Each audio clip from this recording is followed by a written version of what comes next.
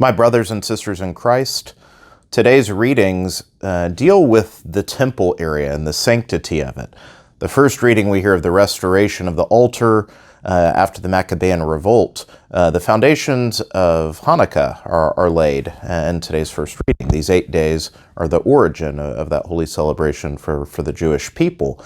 But after the temple has been defiled, they're moved by zeal to rededicate it, to repurify it for the Lord, for sacred purpose. And in the same way in the gospel, we hear Jesus condemning the commercialism, if you will, of the temple, of it becoming a marketplace. And the critic could say, well, some of the things there were associated, with sacred purpose of the temple. The selling of the animals. Well, people had to go make sacrifice, so if they couldn't bring their own, we give an animal, or there's a money changer for this and that. Well, perhaps those purposes had good intents, but more and more they had built up an atmosphere of the temple as just another place of human activity, when in fact the temple was meant to move people to the sacred presence of the dwelling of God. This is a lesson that we always need to remind ourselves of the church as the dwelling place of God when we enter. What is a sacred space? A sacred space is one that's for sacred purpose versus that which is profane. We often associate the word profane as a negative thing. We think of like profane language. Profane does not mean always bad, sinful, like cursing, but profane means that which is not, that which is distinct from that which is sacred. So the profane can be perfectly fine, but it's not sacred. It's not set apart specifically for God. And so our churches that are dedicated as the house of the Lord, the sacred vestments, the sacred vessels, those are things which are solely for the service of God. I wouldn't take the vestments I wear at Mass and go to the store wearing them, because that would be going about regular purpose. Yes, I'm still a priest, but I'm not doing a sacred thing. I'm about profane business. I'm grocery shopping, something like that. In the same way, we need to be respectful of the house of the Lord. And that goes for all of us. It's been something mindful for me. You may have noticed in our parish that I've asked our various groups, if they're selling things, to do so outside on the Cathedral Plaza as opposed to even in the narthex.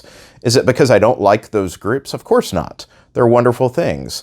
This weekend coming up, our stitching angels will be out there. They do a wonderful purpose, and I encourage everyone to go with their goods. It's not just commercialism, but it's something separate. Inside the church, we're about the worship of God. The community, our purpose, the very good things we do as church extend beyond the walls of it. But inside is about the worship of God. It's the same reason we don't go inside to talk, to chit-chat, to carry on conversation.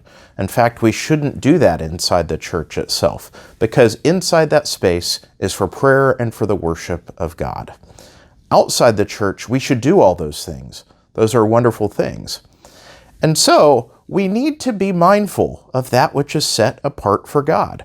In the same way, electronic devices are wonderful, but is it something set apart? So people more and more, it's good that we have apps. Sometimes if you're on the go, you'd rather have the scriptures if you need to find something than not have access at all. But my phone can't replace my Bible. Or as a priest, my breviary, the book that I pray the daily office out of. I have an app for it on my phone. If I get stuck somewhere where it's time to pray that hour and I don't have my breviary, it's good that I have that.